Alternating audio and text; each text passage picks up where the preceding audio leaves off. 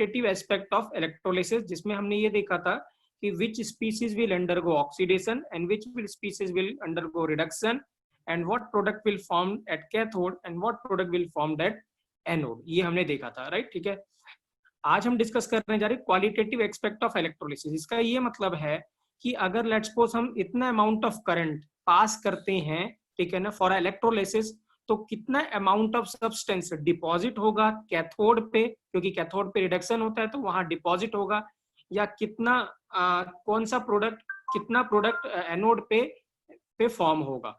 तो अभी हम ये देखने जा रहे हैं कि एक्स अमाउंट ऑफ अगर हम इलेक्ट्रिसिटी पास करते हैं तो how much amount of product will be appear at cathode and how much amount of product will be appear at anode, ठीक है ना। इसको ही को हम क्या कहते हैं, qualitative aspect of electrolysis. And under this topic we discuss Faraday's laws of electrolysis. That are two laws of Faraday's of electrolysis. One is Faraday's first law and another is Faraday's second law. So under this topic we will discuss Faraday's laws of electrolysis. अब student क्या है, Faraday's laws of electrolysis discuss करने से पहले मैं इस topic को मोल से रिलेट करना चाहता हूं, जो हमने मोल कॉन्सेप्ट पढ़ा था क्लास 11th में, राइट। अगर वहां से हम इसको सीख लेंगे तो हमें फेराडे के लॉ की स्टेटमेंट की जरूरत नहीं पड़ेगी या उसके फॉर्मूले की जरूरत नहीं पड़ेगी, we can solve all the problems, right. But मैं ये नहीं कह रहा हूं कि आपको फेराडे लॉ की स्टेटमेंट नहीं याद रखनी, आपको फेराडेज जो दोनों लॉ हैं उनकी स्टेटमेंट याद रखनी है, ठीक है, which can come in the board exams और it can come in the JEE mains also. But for the problem solving related to the qualitative aspect of electrolysis we will use mole concept, not Faraday's, right। ठीक है, बाद में हम इन दोनों concept को relate कर देंगे और आप देखेंगे दोनों चीजें एक ही हैं, राइट। ठीक है, तो आइए स्टार्ट करते हैं। तो स्टूडेंट क्या है, charge of 1 mole of electron हमें पता है, दैट इज इक्वल टू कितना होता है, ठीक है, 1 faraday is 96500 approximately equal to 96500 coulomb, ठीक है ना। अगर नहीं गिवन है तो इतना लेना, अगर गिवन है तो आप जो गिवन होगा वो ले लेंगे, राइट। ठीक है, राइट। सो अगर हम यहाँ पे लेते हैं Na plus 1 electron gives Na, तो आप मुझे बता सकते हैं कि Na का कितना ग्राम रिड्यूस होगा या कितना ग्राम डिपॉजिट होगा by passing 1 Faraday of current. अगर मैं 1 फेराडे करंट पास करता हूं तो how much gram of sodium will deposit at cathode. Excellent Vishal, कितना होगा 23 gram, as 1 mole is equal to its molecular weight, so that is equal to, please weight में देना है, नॉट इन मोल्स। मैं फिर से बोल रहा हूं, अमाउंट बोला है तो it should be in weight या it should be in litre, okay. So कितना होगा 23 gram is equal to 1 Faraday, right. Again अब दूसरा पार्ट क्वेश्चन है, Mg2 + 2 इलेक्ट्रॉन गिव्स Mg। अब अगर मुझे आप बता सकते हैं, अगर मैं यहाँ पे 2 फेराडे पास करता हूं तो हाउ मच 2 फेराडे के लिए कितना Mg डिपॉजिट होगा, 2 फेराडे के लिए, not 48, 24 gram, very important, not 48, ठीक है ना। ये कितना है 2 Faraday, 2 mole of electron, 2 mole of electron will reduce 1 mole of Mg, ठीक है, and weight of 1 mole of Mg is 24 ग्राम। तो very very important, 24 gram of Mg 2 plus and reduced by supplying 2 Faradays of charge, ठीक है, not 48, ठीक है। अब मुझे इसमें बताइए कि 3 Faradays of charge पास करते तो how much Al will get reduced by 3 Faradays, 27 ग्राम, ठीक है, ओके, ठीक है। अब देखिए क्या है स्टूडेंट, ठीक है, सो 1 फेराडे सोडियम, अगर हम 1 फेराडे को एसोसिएट करना चाहते हैं मास से, तो 1 Faraday is of sodium is associated with, sorry, 1 Faraday charge associated with 23 gram of sodium. Now मुझे बता सकते हैं 1 Faraday of Mg associated with how much gram of Mg, 1 Faraday 12 gram, excellent, ठीक है ना। तो 2 फेराडे 24 ग्राम एंड 3 फेराडे कितना 17 ग्राम, right. तो 1 फेराडे कितना होगा 24 gram. Now 1 Faraday of aluminium is associated with how much gram, 9 gram, right. क्या मुझे आप बता सकते हैं, anybody can tell me 23 gram 12 gram and 9 gram क्या होता है, what is this, 23 gram 12 gram and 9 gram क्या होता है, एनीबडी, एनीवन, व्हाट इज, नहीं यार, एक्टिव मास क्या, व्योम क्या बोल रहे हो यार, ठीक है, रिवाइज ही नहीं किया आप लोगों ने। मैंने आपको नोट्स भी भेजे थे, ठीक है ना। नोट्स किसके भेजे थे? रेडॉक्स के। प्लीज, हाँ, आपको ये नहीं आ रहा है तो बेटा ये टॉपिक नहीं आएगा आपको बिल्कुल भी, ठीक है ना। इक्विवेलेंट वेट क्या है? इक्विवेलेंट वेट 23 क्या है? आयंस का इक्विवेलेंट वेट क्या होता था? मॉलिक्यूलर वेट, या ठीक है, अपॉन एन फैक्टर। सोडियम का एन फैक्टर 1, तो 23/1।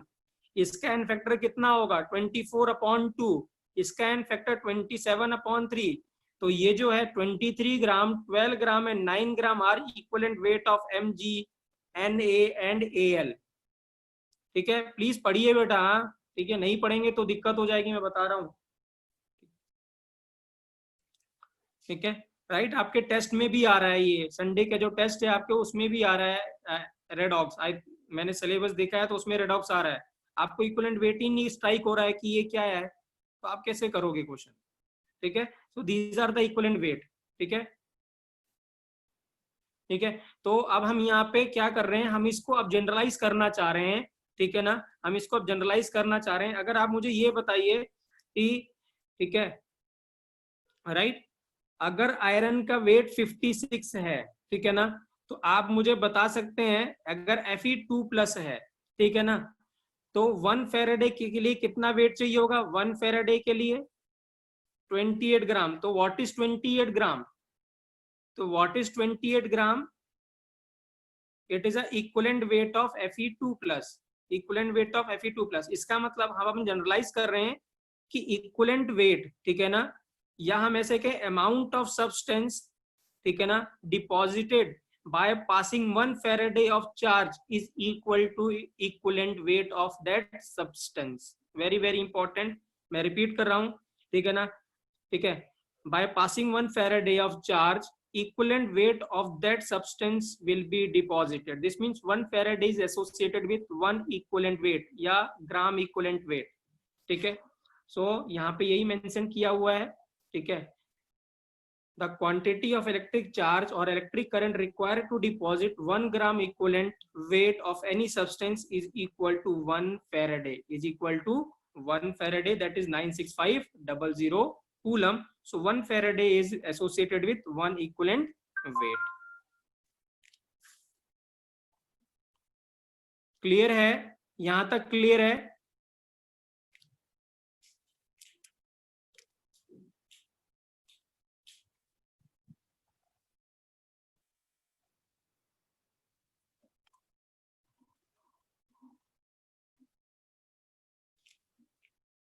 ठीक है, राइट। अब देखिए, हाँ, इसका मतलब क्या है, ध्यान से देखिए कि अगर अब ये जो पूरा टॉपिक है यहाँ पे इलेक्ट्रोकेमिस्ट्री ना के बराबर इन्वॉल्व होगी बेटा। अगर आपको रेडॉक्स आता है या मोल कॉन्सेप्ट आता है तो ये टॉपिक आपको आता है। तो एन फैक्टर का खेल है पूरा का पूरा यहाँ पे, ठीक है ना। पूरा का पूरा किसका खेल है? एन फैक्टर का, ठीक है ना, राइट। आइए देखते हैं कैसे।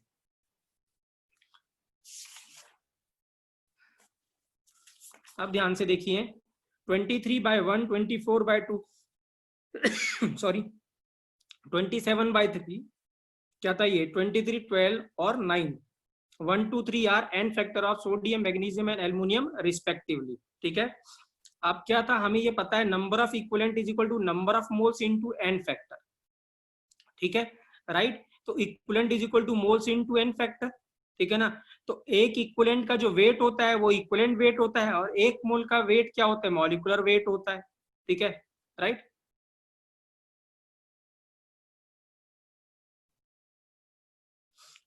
अरे नंबर ऑफ इक्विवेलेंट यार, अगर आप नंबर ऑफ इक्विवेलेंट को 1 ले लोगे तो यहाँ इक्विवेलेंट वेट आ जाएगा, और नंबर ऑफ मोल्स को 1 ले लोगे तो यहाँ मॉलिक्यूलर वेट आ जाएगा, बस और क्या होगा। ठीक है, राइट। अब ध्यान से देखिए क्या है, इसका मतलब क्या है, जो 1 फेरेडे है वो एसोसिएटेड किससे है? 1 इक्विवेलेंट से एसोसिएटेड है। तो 1 Faraday is associated with 1 equivalent, that is N into F। ठीक है ना, और 1 फेरेडे इज इक्वल टू कितना होता है? 96500 कूलम। तो क्या आप मुझे बता सकते हैं, ठीक है ना, ठीक है, कि अगर मैं, ठीक है, इसको कूलम में लिखना चाहूंगा तो क्या आएगा?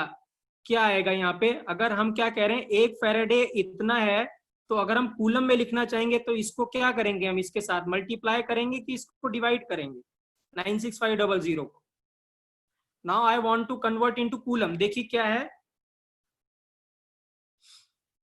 मल्टीप्लाई करेंगे ना कि डिवाइड करेंगे बेटा, ठीक है ना, राइट। देखिए हाँ, प्लीज ध्यान से सुनिए मैं क्या कह रहा हूं। मैं आपसे क्वेश्चन पूछता हूं, मुझे बताइए ये जो है, ये जो चार्ज है 96500, ये कूलम, ये क्या बहुत बड़ा चार्ज है कि बहुत स्मॉल चार्ज है? It is a very small charge या बहुत ही बड़ा चार्ज है? ये बहुत ही बिग चार्ज है, ठीक है, राइट।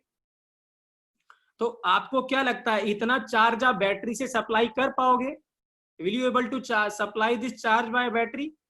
डू यू नो ये इतना चार्ज कहाँ पे डेवलप होता है? Do you know where does this much of charge develop? ठीक है ना, ड्यूरिंग क्या, लाइटनिंग। जब लाइटनिंग होती है ना तो इतना चार्ज डेवलप होता है, लैक ऑफ वोल्टेज, ठीक है ना। तो ये 10 लाख के करीब है, ठीक है, 1 लाख के करीब है, ठीक है। तो ये क्या है, बहुत बड़ा चार्ज है। This much of charge is develop during electricity, so during lightning. So this means we have to convert this into coulomb, ठीक है ना, क्योंकि लैब में हम एक्सपेरिमेंट परफॉर्म नहीं कर पाएंगे इतना चार्ज सप्लाई करके। तो इसका मतलब क्या है, अगर एक फेराडे, ठीक है ना, 1 faraday is associated as n e, तो अगर मैं कूलम में लिखूंगा तो क्या होगा, 96500, तो इधर भी तो लिखूंगा ई इंटू 96500, ठीक है। तो this means we will multiply by 96500, so this will become the coulomb. So 1 equivalent is equal to moles into N factor into 96500 coulomb, ठीक है ना, राइट। 1 फेराडे इतना था और 1 फेराडे एक इक्विवेलेंट वेट के बराबर था। सो दिस मीन्स क्या होगा, n into F into 96500 coulomb हो जाएगा। अब देखिए क्या है, ठीक है, जो चार्ज होता है, करंट होता है, Q इज इक्वल, चार्ज क्या होता है, anybody what is current? Current क्या होता है? करंट इज चार्ज अपॉन कितना, चार्ज अपॉन टाइम। अरे भैया I is equal to Q by T होता है, आई इज इक्वल टू क्या होता है, क्यू बाई टी। चार्ज की बात कर रहा हूं ना कि रेजिस्टेंस की बात कर रहा हूँ, वोल्टेज की। तो I is equal to Q by T, so Q is equal to I into क्या होगा, टी। तो आप मुझे बता सकते हैं अगर ये यूनिट एम कूलम में है तो आई की यूनिट किस में होगी? What is the unit of I? Ampere में, वेरी गुड। और what is the unit of time? Second, क्या होगा, सेकेंड। सो दिस मीन्स क्या होगा यहाँ पे, I is equal to Q by T, तो Q coulomb is equal to I into T, I ampere into T into second, ठीक है। इसका मतलब क्या है, ये क्या है, कूलम के बराबर हो गया, ठीक है ना, क्योंकि अब हमने इसको कूलम में कन्वर्ट कर दिया। So this means that is equal to ये चार्ज हो गया, this it is equal to charge. और ये चार्ज किसके बराबर होगा, क्यू के बराबर, और क्यू को हम क्या लिखेंगे, I into T. So this means क्या हो गया, हमने वेट को एसोसिएट कर दिया चार्ज से। तो क्या हो गया, moles into N factor that is equivalent into 96500 is equal to I into क्या हो गया, टी हो गया, ठीक है। जब तक हम मोल्स को, जब तक हम क्या करंट को वेट से एसोसिएट नहीं करेंगे तो हम निकाल नहीं पाएंगे, कैलकुलेट नहीं कर पाएंगे कि कितना अमाउंट कैथोड पे बन रहा है और कितना अमाउंट एनोड पे बन रहा है, ठीक है। So that is why we have क्या करा, हमने चार्ज को एसोसिएट कर दिया किससे, मास से। अगर हमें चार्ज पता है तो हमें मास पता है, अगर मास पता है तो हमें चार्ज पता है, वाइस वर्सा। तो प्लीज ये बहुत इंपॉर्टेंट है, moles into N factor is equivalent, equivalent को मल्टीप्लाई करेंगे 96500 में तो कूलम आ जाएगा, and coulomb is equal to क्या होता है, आई इंटू टी होता है, ठीक है। टेल मी बच्चों, अब समझ में आया कि नहीं आया, यस या no?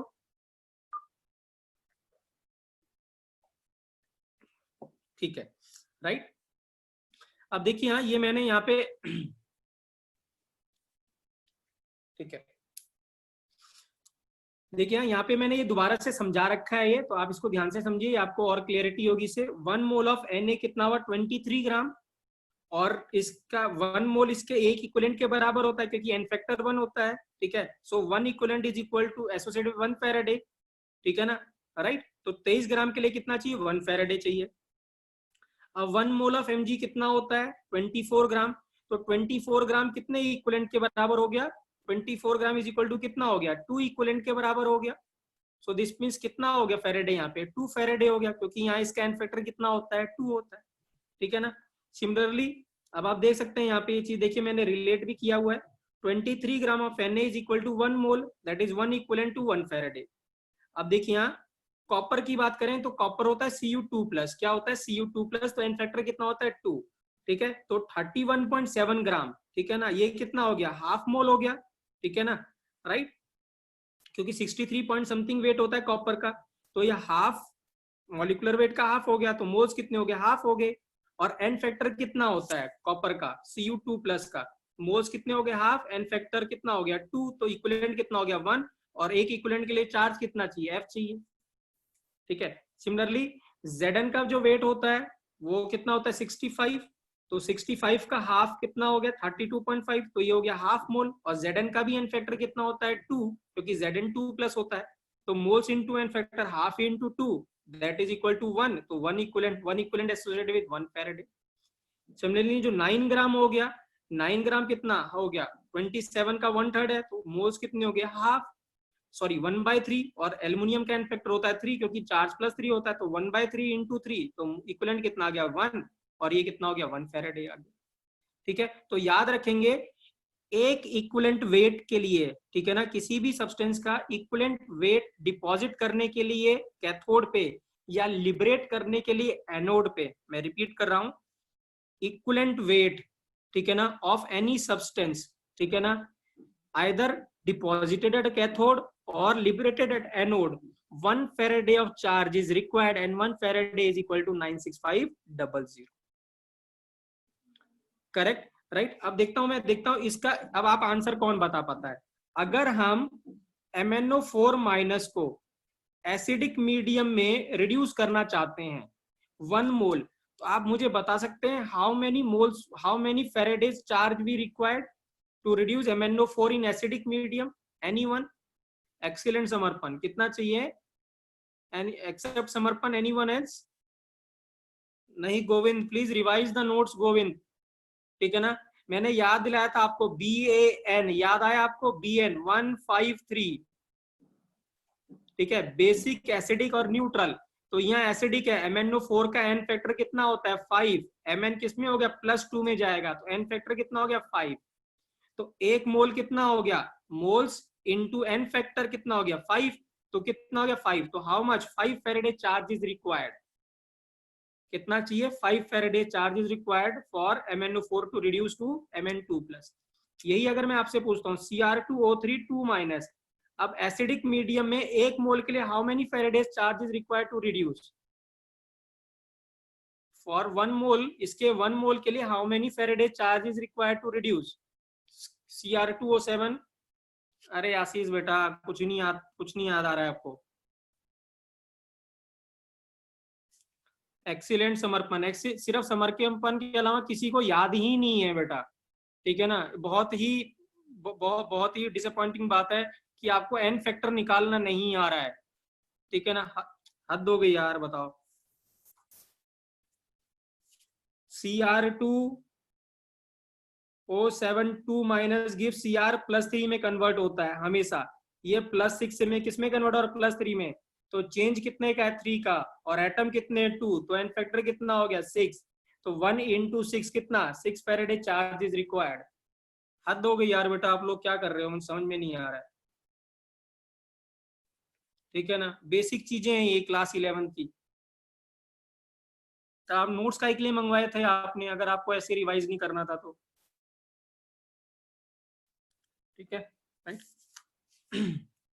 Please revise your notes बेटा, गणित क्वेश्चन नहीं होंगे इस टॉपिक के, मैं आपको पहले बता रहा हूँ, रटना पड़ेगा आपको, ठीक है। तो please revise how to calculate n factor of any substance, redox को रिवाइज करिए, ठीक है। तो ये था, राइट, ठीक है। अब ऐसे ही हम क्या करते हैं, ठीक है, गैसेस की बात करते हैं, राइट, किसकी बात करते हैं, गैसेस की। तो अगर आप देखें गैसेस के लिए 1 ग्राम कितना होगा, इसका हाफ मोल होगा, तो half mole is equal to half mole of H2।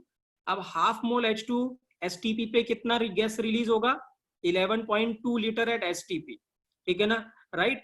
अब आप देख सकते हैं इसका क्या है, ठीक है ना, इसका इक्विवेलेंट हाफ इंटू H2 का एन फैक्टर कितना होगा 2, ठीक है, तो हाफ इंटू 2 कितना हो गया 1 इक्विवेलेंट, तो 1 equivalent is associated with 1 Faraday, ठीक है, right. Similarly 35.5 gram of chlorine, that is half mole. कितना हो जाएगा? Half mole. और इस क्लोरीन का भी एन फैक्टर कितना है? 2। So this means half into 2 कितना होगा? 1 equivalent. 1 equivalent is equal to 1 faraday. और हाफ मोल एट एसटीपी कितना होगा? 11.2 लीटर होगा। सिमिलरली 8 ग्राम कितना हो गया? 1/4 मोल ऑफ O2।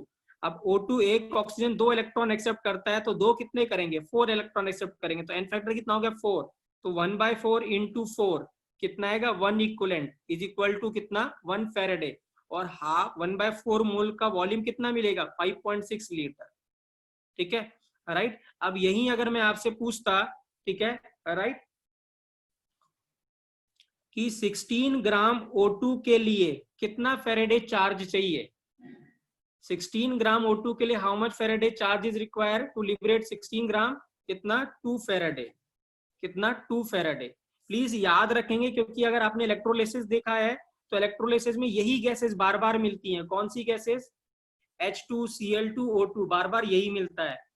ठीक है ना, राइट। तो प्लीज याद रखेंगे, राइट। ठीक है, आइए, ठीक है, अगर आपको ये डायग्राम याद हो मोल कॉन्सेप्ट में, if you recall this diagram, right, ठीक है, ये मैंने आपको मोल कॉन्सेप्ट में कराया था।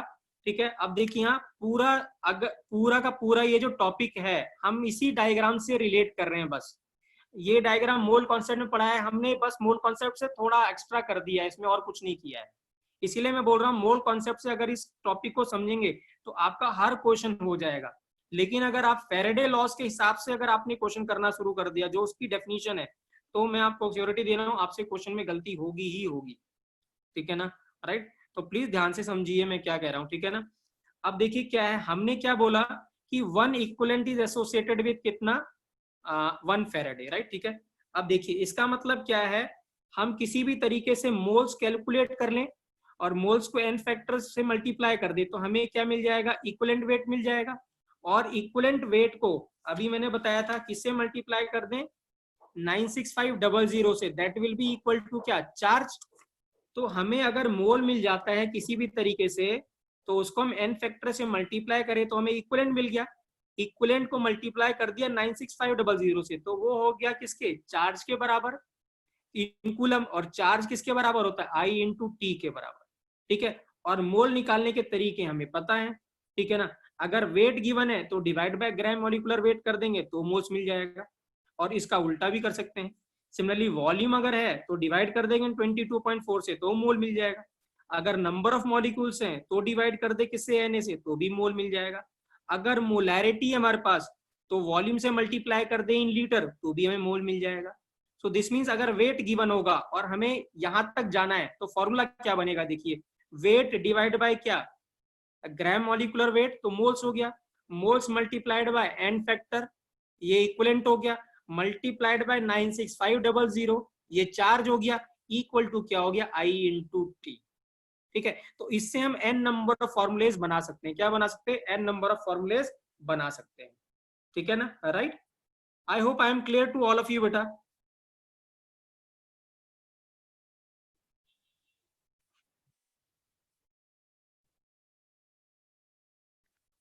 ठीक है, राइट। यहाँ पे आप ऐसे भी लिख सकते हैं, ठीक है ना, कि अगर आपको नॉर्मेलिटी पता है तो नॉर्मेलिटी इनटू वॉल्यूम डायरेक्टली क्या हो जाएगा? इक्विवेलेंट आ जाएगा।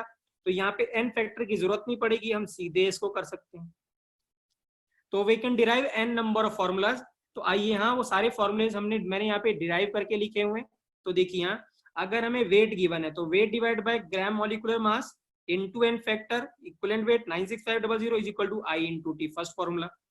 दूसरा फॉर्मूला अगर गैसेज हैं तो वॉल्यूम के लिए volume divide by 22.4 into N factor into 96500 is equal to I into T. कोई डाउट किसी भी बच्चे को?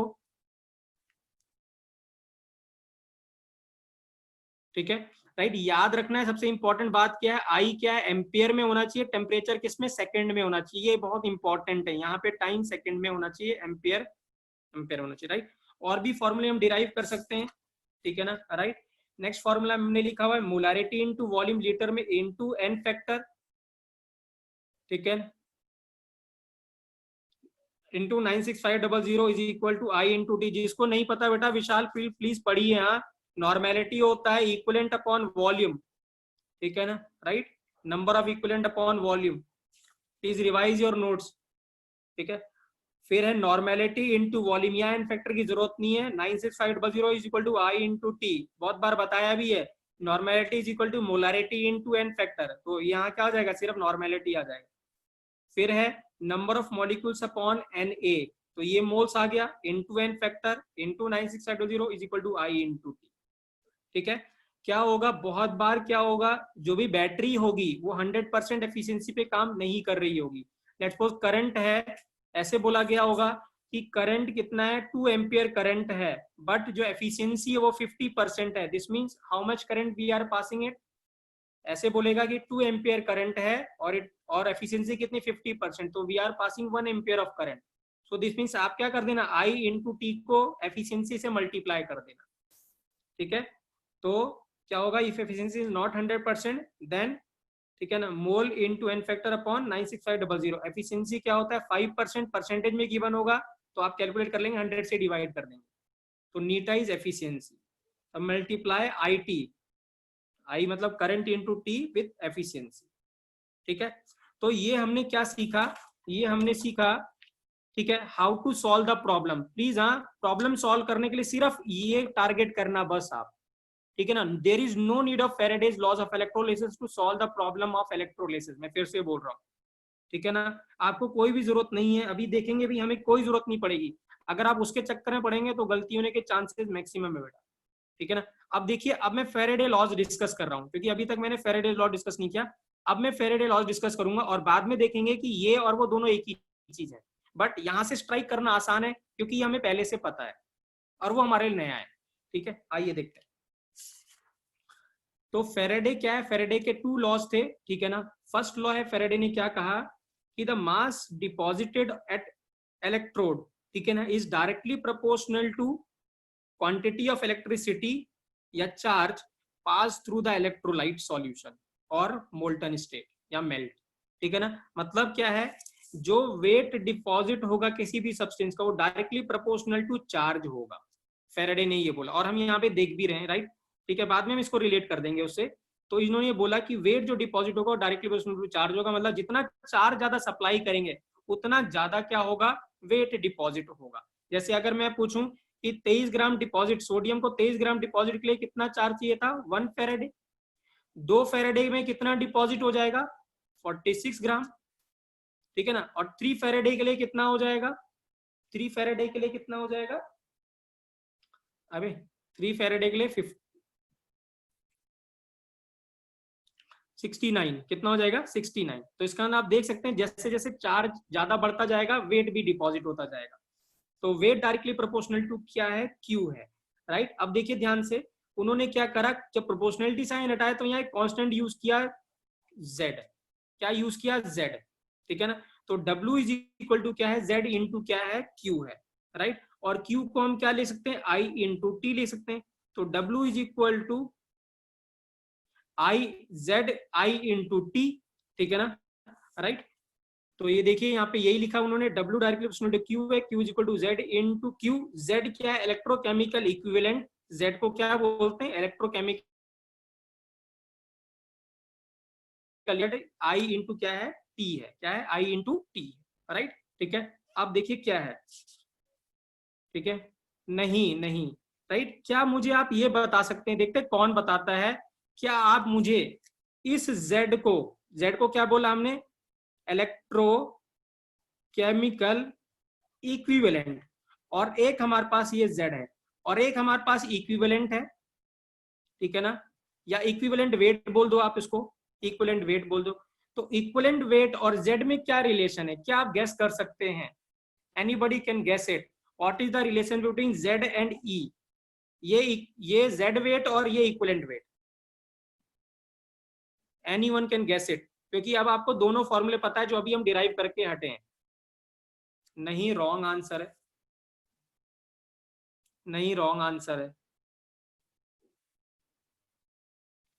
देखिए हाँ, ठीक है, मैं आपको, नहीं कोई आप नहीं समझ पा रहे हैं इस फॉर्मूले को और पिछले वाले फॉर्मूले को, क्या करो, कोफिशिएंट को इक्वेट कर दो इससे, और जो बैक फॉर्मूला है उसके कोफिशिएंट को इक्वेट कर दो, आपको तुरंत आंसर मिलेगा। लेकिन आप इक्वेट कर नहीं रहे हैं, ठीक है ना, राइट, आप गेस कर रहे हैं। चलिए यहाँ मैं करके बताता हूँ, ठीक है। ठीक है, देखिए यहाँ, ठीक है, क्या है the relation between E and Z।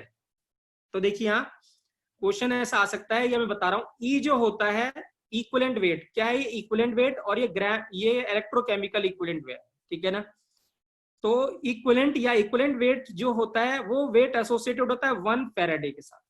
तो the weight associated with 1 Faraday of charge is known as equivalent weight, ठीक है ना। And the weight associated with 1 coulomb of charge, अब रिपीट किया मैंने, the weight associated with 1 coulomb of charge is known as Z। क्या आप मुझे बता सकते हैं what is relation between E और Z? मैं फिर से रिपीट कर रहा हूं, 1 फैराडे के साथ जो वेट एसोसिएट होता है उसको इक्विवेलेंट वेट बोलते हैं, या ठीक है, और वेट एसोसिएटेड होगा 1 कूलम से, उसको Z कहते हैं, इलेक्ट्रोकेमिकल इक्विवेलेंट। क्या आप रिलेट कर सकते हो Z और E में? E इज इक्वल टू क्या लिखूं, Z से मल्टीप्लाई करूं कि डिवाइड करूं?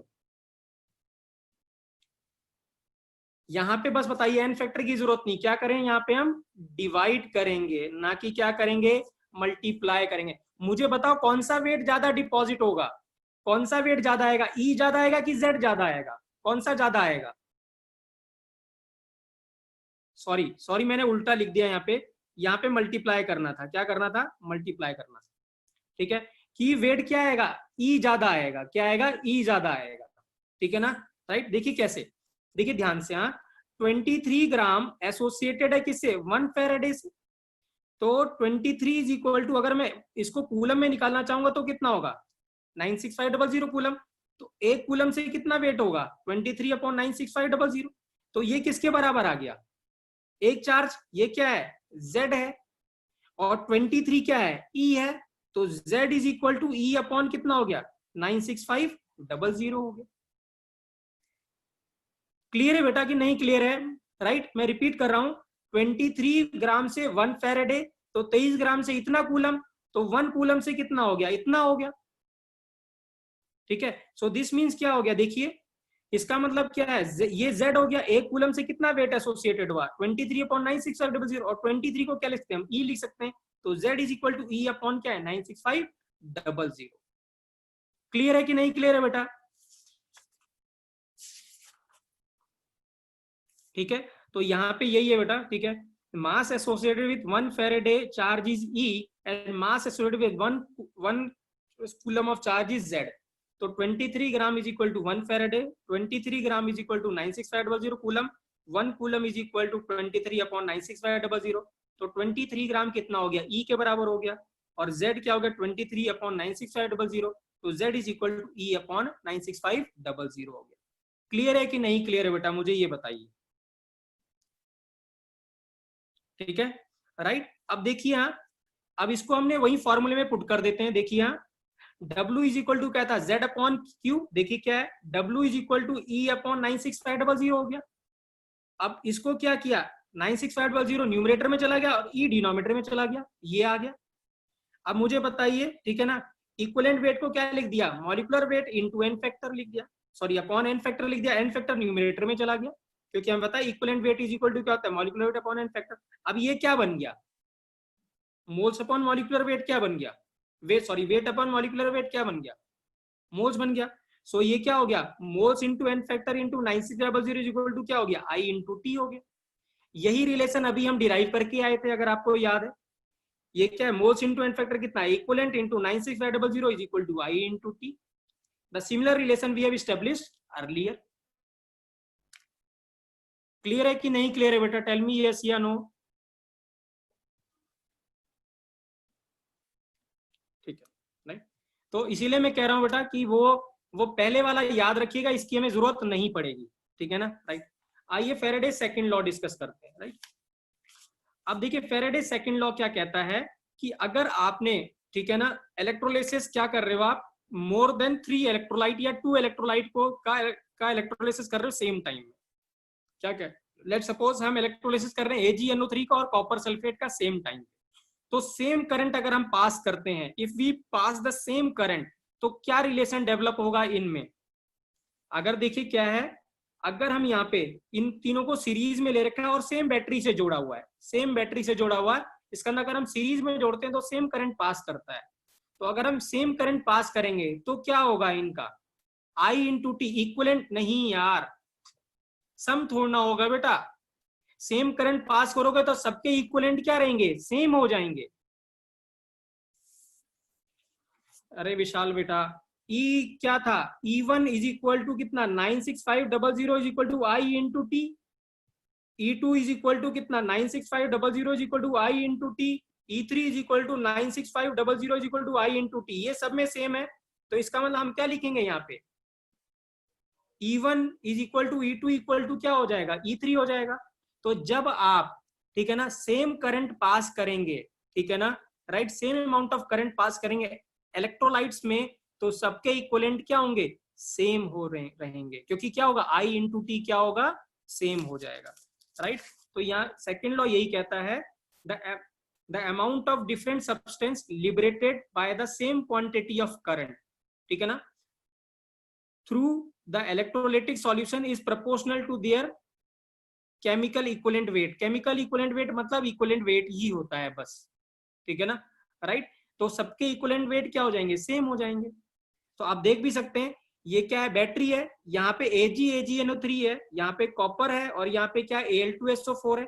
अगर आप सब में I इंटू टी क्या है, सेम करंट है, जो भी यहाँ से आप N इलेक्ट्रॉन भेजेंगे तो वही N इलेक्ट्रॉन इधर भी आएंगे, वही इलेक्ट्रॉन इधर भी आएंगे, और वही N इलेक्ट्रॉन वापस हो जाएंगे, ठीक है। तो जब सेम करंट पास करेंगे, इसका ना आई इंटू टी क्या रहेगा, सेम रहेगा। तो सबके equivalent E is equal to I into T upon 96500, ये क्या हो गया, सबके लिए सेम हो गया, तीनों सेल के लिए। तो this means E1 is equal to E2 equal to क्या हो जाएगा, E3 हो जाएगा। और E1 इक्वलेंट क्या होता है, वेट अपॉन इक्वलेंट वेट। तो आप ले सकते हैं वेट अपॉन इक्वलेंट वेट किसके, फर्स्ट के, ये किसका, फर्स्ट का। मतलब यहाँ पे क्या लिख दें हम, Ag लिख दें, इज इक्वल टू किसका, कॉपर, इज इक्वल टू किसका, एल्युमिनियम का, ठीक है। तो ये तीनों सेम हो गए, ठीक है, राइट। क्लियर है, क्लियर है बेटा ये फैराडे सेकंड लॉ। क्या क्लियर नहीं है बेटा आर्यन, आपको क्या क्लियर नहीं आर्यन, फिजिक्स पढ़ी है आपने आर्यन, कि जब सीरीज में करंट पास करेंगे तो क्या होगा, अगर तो आपने सीरीज में लगा रखा होगा। क्या क्लियर नहीं है आपको आर्यन, क्या क्लियर नहीं, बताइए फटाफट।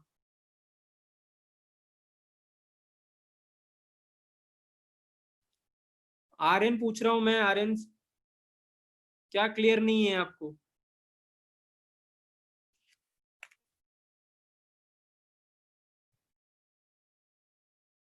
चलिए आज जवाब नहीं दे रहे, ठीक है ना, राइट। हम यहाँ पे ऐसे भी लिख सकते हैं, क्योंकि अगर हमने देखा था W is equal to Z/Q, तो सबका Q सेम है।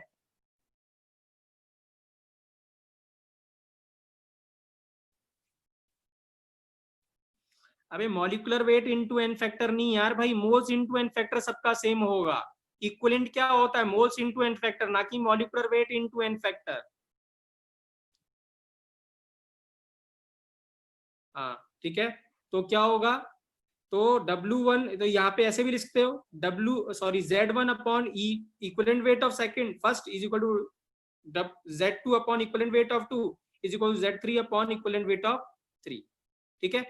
बहुत आसान है बेटा, जब सेम करंट आप पास करोगे तो सबके ई क्या रहेंगे, सेम रहेंगे, क्योंकि ई क्या होता है, आई टी अपॉन 96500।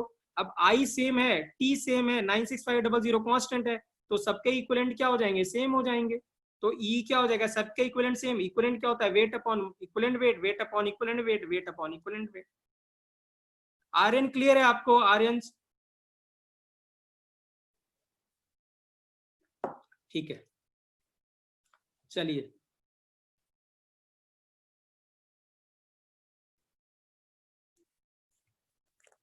ठीक है, राइट। आइए क्वेश्चन डिस्कस करते हैं फैराडेज लॉस पे फटाफट, राइट। ये जेई एडवांस 2015 का क्वेश्चन है, बहुत ही आसान क्वेश्चन है, फटाफट आंसर बताएंगे। देखिए यहाँ 2 फेरेडे अगर हम चार्ज पास करते हैं थ्रू CuSO4, क्या है, 2 फेरेडे चार्ज पास करते हैं CuSO4 को, तो मुझे बताएंगे कितना वेट कॉपर का डिपॉजिट होगा। आंसर क्या होगा, अभी हम डिस्कस करके आए थे, कितना होगा, आंसर क्या होगा, बी होगा, क्या होगा, बी होगा, वेरी गुड। हाँ, आंसर इज बी, क्योंकि ये क्या है Cu2 + 2 इलेक्ट्रॉन, तो 2 फेरेडे कितना होगा 1 मोल के बराबर, तो कितना हो जाएगा 63.5। ठीक है, प्लीज मोल को याद रखिए, मोल्स इनटू एन फैक्टर, बस मोल्स इनटू एन फैक्टर वो याद होना चाहिए। चलिए यहाँ नेक्स्ट क्वेश्चन डिस्कस करते हैं। Assuming only water is electrolyzed during the electrolysis of AgNO3, हमने पढ़ा था AgNO3 में, ठीक है ना, ये अगर वाटर इलेक्ट्रोलाइज करता है, calculate the amount of gas in litre formed at anode at STP by passage of 2 ampere of current for 965 second. 2 ampere current है 965 सेकेंड के लिए। पहले तो आपको ये क्लियर होना चाहिए कि वाटर का इलेक्ट्रोलाइसिस अगर करेंगे तो एनोड पे कौन सी गैस बनती है, कौन सी गैस बनती है एनोड पे, Ni1 O2। Very good. तो क्या होगा, अब सीधे फटाफट करते हैं, देखिए यहाँ तो हमें क्या निकालना है, वॉल्यूम निकालना है, तो कौन सा फॉर्मूला लिखेंगे, वॉल्यूम अपॉन कितना 22.4, ऑक्सीजन का n factor, what is the n factor of oxygen 4, अभी बताया था मैंने, एन फैक्टर याद रखना है, नॉट 2, O2 है यहाँ पे, O2 है, गैस की बात कर रहे हैं हम, इनटू कितना 96500, ठीक है, ये क्या हो गया, equivalent is equal to I into T. बस ये वॉल्यूम निकालना है, I गिवन है, T गिवन है, तो आंसर कितना आएगा, और कैलकुलेशन बहुत आसान है इसकी। तो वॉल्यूम अपॉन 22.4, एन फैक्टर इतना, जब सॉल्व करेंगे तो ये कितना आएगा 0.11। किसी बच्चे ने आंसर ही बताया था, शायद विशाल ने या किसने, 0.11 लीटर आंसर था इसका।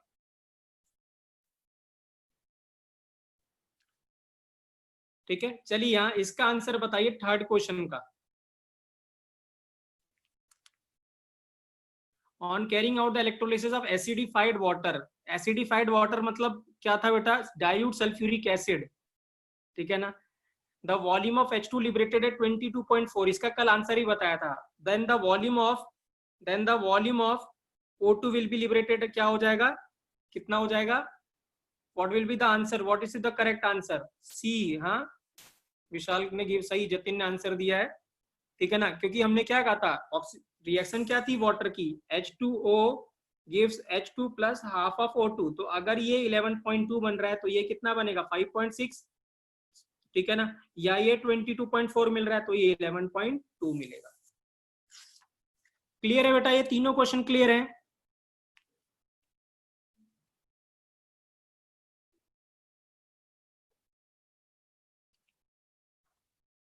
ठीक है, राइट, ये क्वेश्चन क्लियर है, ये वाला क्लियर था आपको क्वेश्चन बेटा, ये क्वेश्चन क्लियर था, ठीक है। मैं थोड़ा जल्दी इसलिए करा रहा हूँ बेटा, सो दैट हम मैक्सिमम प्रॉब्लम कर सके यहाँ, और ज्यादा आपके डाउट क्लियर हो, so that we can cover maximum problem in the class, so that कभी भी क्वेश्चन, हर वैरायटी के क्वेश्चन हम लोग हम आज के लेक्चर में डिस्कस करेंगे, सो दैट मैं जब आपको डीपीपी दूं तो सब आप कर सकें, ठीक है ना। मैं चाहता हूं कि ये जितने भी फॉर्मूले हमने बनाए हैं यहाँ पे, ये 5 के 5 फॉर्मूले, सबके बेस पे हम क्वेश्चन कर लें, ठीक है ना। तो अभी हमने क्वेश्चन किया इस फॉर्मूले के बेस पे, कौन सा, ये वाले फॉर्मूले के बेस पे हमने फॉर्मूला किया, अभी क्वेश्चन किया है, ठीक है, राइट। आइए और डिस्कस करते हैं। चलिए अब ये वाला आपको आंसर बताना है फटाफट। कैलकुलेशन बहुत आसान है, मैंने डाटा ऐसे लिया है कि सो दैट आपसे बहुत जल्दी कैलकुलेशन हो जाए। नंबर ऑफ एटम्स, तो मोल्स निकालना है बस बेटा, हाँ, नंबर ऑफ एटम्स, तो फॉर्मूले इसके अकॉर्डिंग टू मोल्स का फॉर्मूला लगाना है। Number of atoms of Ca deposited from the solution of CaCl2 by passing a current of 965 milli ampere है, ये मिली एम्पियर है, फॉर 200 सेकेंड, क्या है 200 सेकेंड। देखते हैं कौन आंसर बताता है। पहली बात, एन फैक्टर क्लियर होना चाहिए, एन फैक्टर तुरंत स्ट्राइक करना चाहिए। सॉल्ट का n factor is equal to क्या, इट्स चार्ज, या आयन का क्या है, इसके चार्ज के बराबर होता है, तो एन फैक्टर कितना हो गया इसका 2। देखते हैं कौन बताता है answer.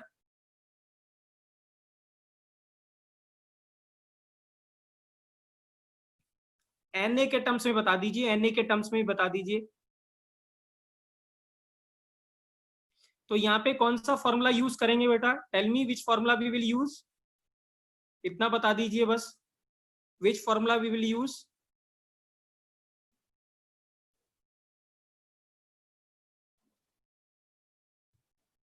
Na into 10 to the power -3। Ashish का आंसर शायद सही है बेटा, I think so Ashish has got the correct answer बेटा, ठीक है ना, वेरी गुड आशीष, राइट। बाकी सभी का आंसर सही नहीं है। तो यहाँ पे फॉर्मूला लगेंगे मोल्स। तो पहले अब अगर हमें मोल्स निकालना है तो फॉर्मूला लगेंगे number of atoms upon Na, या ठीक है, हाँ आर एन का आंसर सही है अभी। तो एन अपॉन एन ए क्या हो गया, मोल्स इंटू एन फैक्टर कितना हो गया 2 इंटू 96500, ये हो गया, इज इक्वल टू कितना I into T, that is 956 into 10⁻³ into कितना 200, ये कैंसिल हो गया, ये बचा 100, ठीक है ना, इस 100 से ये कैंसिल हो गया, तो ये क्या हो गया 965 कैंसिल हो गया, तो सीधे n इज इक्वल टू कितना आ गया Na इंटू 10⁻³ आ गया। कैलकुलेशन बहुत आसान थी। तो आंसर क्या मिला 6.02 इंटू 10⁻20 आंसर आ गया। ठीक है, तो ये आंसर है। अगर आप देख सकते हैं n upon N A into 2 9.96500 is equal to this into this, solve किया तो n आ गया। क्लियर है बेटा, क्लियर है। देखिए मैं फिर से कह रहा हूं, मैंने एक बार भी जितने हमने दोनों क्वेश्चन, तो अब हमने दो फॉर्मूले के बेसिस पे क्वेश्चन कर लिए। एक कौन सा किया फर्स्ट, एक कौन सा किया इसके बेसिस पे हमने फॉर्मूला आंसर क्वेश्चन कर लिया है, और हमने इसके बेसिस पे कर लिया 5 पे, ठीक है ना, राइट। आइए नेक्स्ट क्वेश्चन डिस्कस करते हैं, ठीक है, चलिए यहाँ, ठीक है ना, right. During electrolysis of aqueous solution of, ठीक है, HCO(K), ठीक है ना, right, the number of gases obtain at cathode anode and total number of gases, ठीक है ना। अब इस बार क्या है, ये क्वेश्चन है क्वांटिटेटिव का नहीं है, ये है क्वालिटेटिव एनालिसिस का क्वेश्चन है। आपसे पूछ रहा है कि कितनी गैसेस एनोड पे बनेगी, कितनी गैसेस कैथोड पे बनेगी, और टोटल नंबर क्या बनेगा, ठीक है। क्या आप सोच सकते हैं इसके इलेक्ट्रोलिसिस से क्या गैस बनेगी, anyone?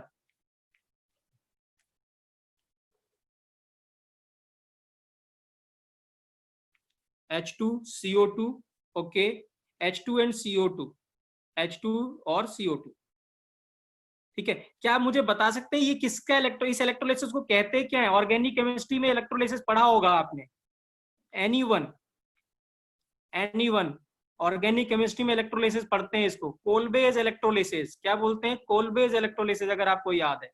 It is used to prepare क्या, Kolbe's electrolysis is used to prepare, Kolbe's electrolysis is used to prepare, anyone can answer it, fill in the blanks. अबे हाइड्रोकार्बन, कौन सा हाइड्रोकार्बन भाई, alkane, Punita Gaba is given the right answer please, हाँ alkane, alkane को बनाते हैं, ठीक है। देखिए क्या होता है, जब CH3CO माइनस, ये क्या होगा HCO(K), जब ये टूटेगा तो ये टूटेगा क्या होगा, ठीक है, माइनस और K प्लस में, तो आपको ये मिलेगा एनोड पे, ये मिलेगा कैथोड पे, और साथ में पानी, ठीक है ना, और यहाँ भी पानी।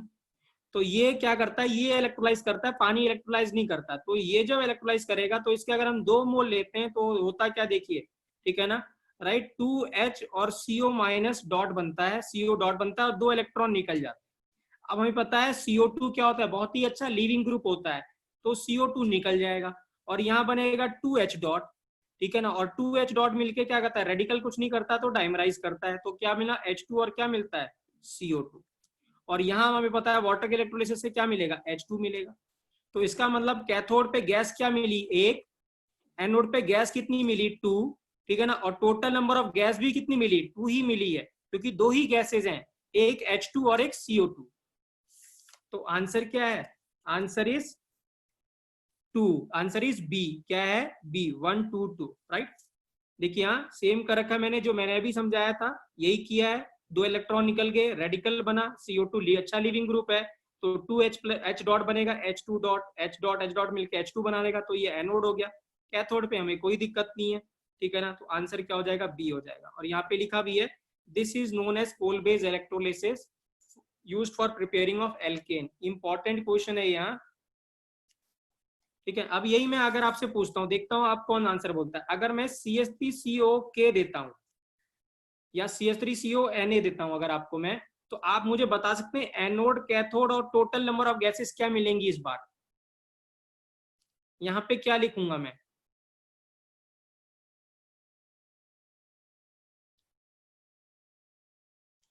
यहाँ पे कितनी गैसेस मिलेंगी, यहाँ पे कितनी मिलेंगी, एनोड पे कितनी मिलेंगी, एनोड पे 1 नहीं मिलेगी यार, हद हो गई भाई अभी भी यार, आप लोग क्या कर रहे हो। जब आप CH3 ये लेंगे, CH3CO के या Na लेंगे तो आपको मिलेगा CH3CO माइनस और Na प्लस, ठीक है। अब यहाँ पे क्या मिलेगा, एक तो मिलेगा CO2 और यहाँ CH3 रेडिकल बनेगा तो ये मिलेगा C2H6। कोलबेज इलेक्ट्रोलिसिस से CH4 नहीं बनता, प्लीज ध्यान से पढ़िए बेटा, ठीक है। डाइमराइसिन से CH4 कैसे बनेगा, ये कोलबेज इलेक्ट्रोलिसिस का डिसएडवांटेज है, we can not prepare methane by Kolbe's electrolysis, ठीक है ना। ये जब क्या होगा, इलेक्ट्रोलिसिस होगा तो आपको मिलेगा CH3 डॉट 2 CH3 डॉट और CO2, और CH3 डॉट क्या मिलेगा, C2H6 बनेगा, और यहां से क्या मिलेगा, H2 बनेगा। सो दिस मीन्स यहाँ एनोड पे दो गैसेस मिलेंगे, एक बार C2H6 और CO2, और यहाँ मिलेगा H2। तो एनोड पे 2, कैथोड पे 1, और टोटल कितना हुआ, 3 हुआ। तो आंसर हुआ 213, क्या हुआ 213।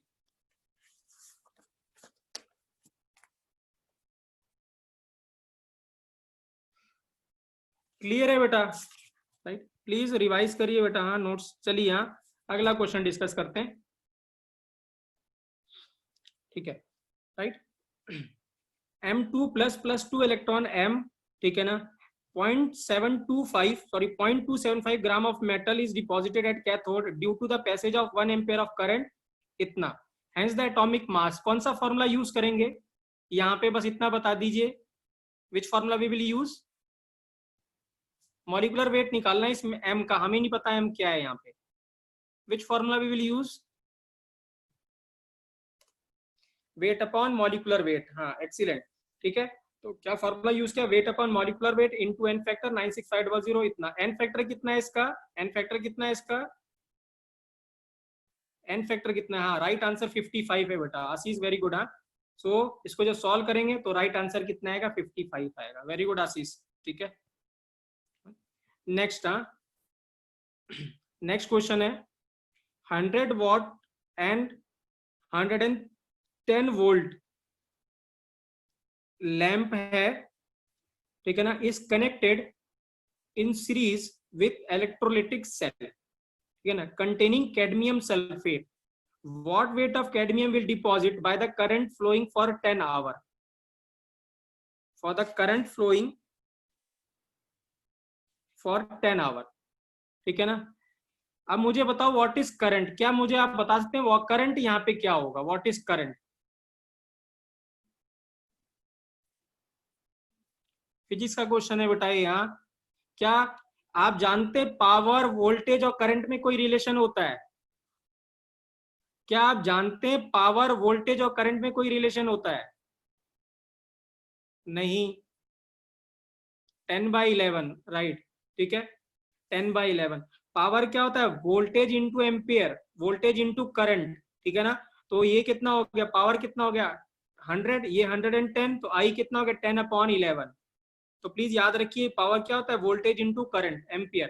तो वेट अपॉन कितना, मॉलिक्यूलर वेट हमें पता है, कैडमियम सल्फेट है तो CD के ऊपर +2 का चार्ज है, तो 2 96500, आई पता चल गया।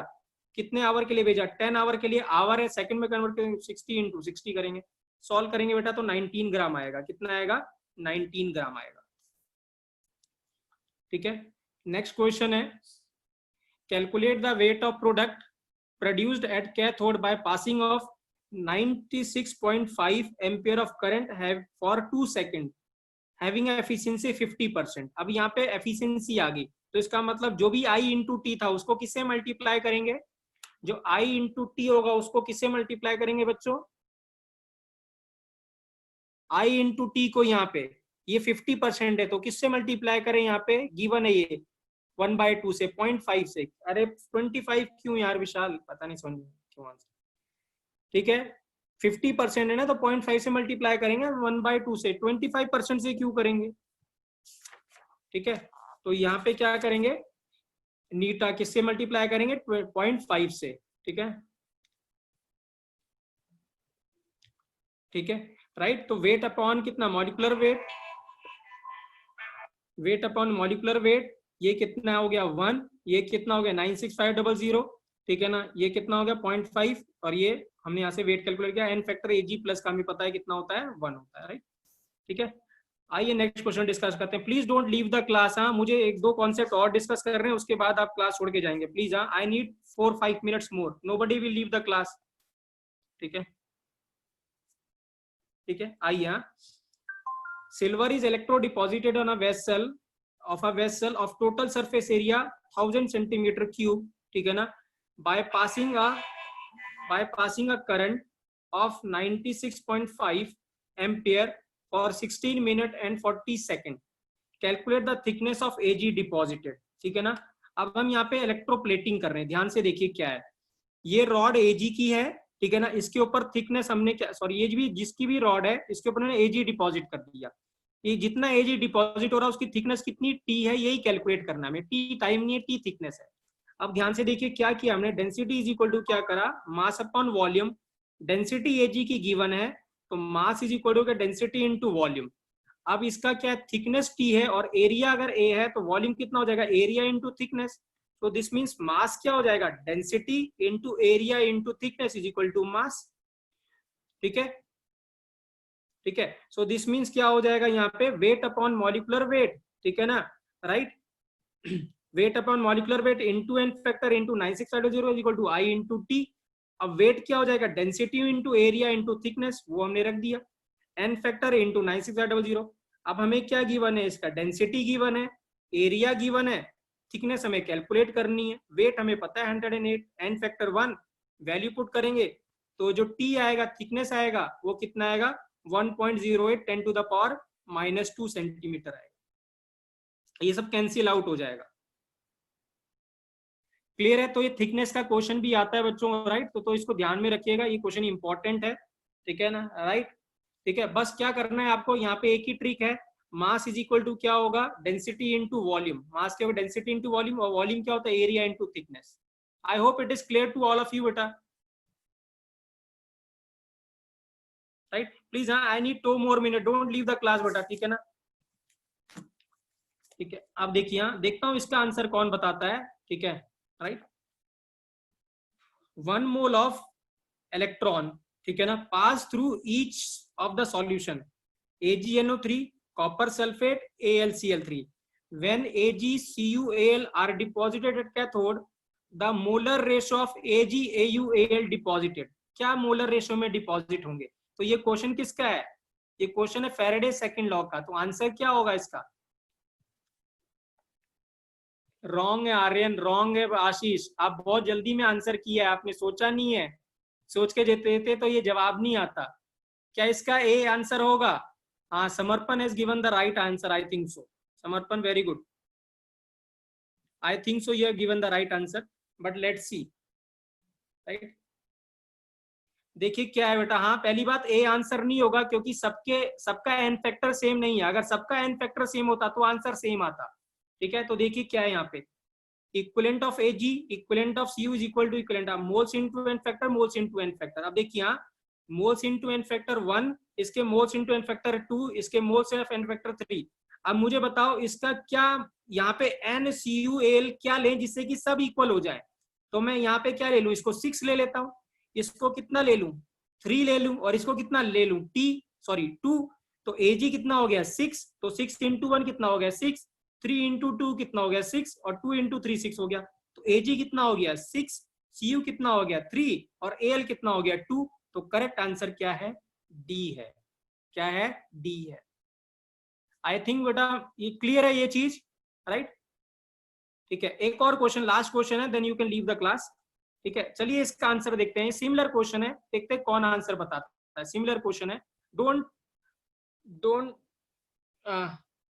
डोंट डू फास्ट बेटा, give me the correct answer, correct answer आना चाहिए। देखिए क्या है, salt A atomic mass 7, salt B atomic mass 27, salt C 48 is electrolyzed under the identical condition of electricity.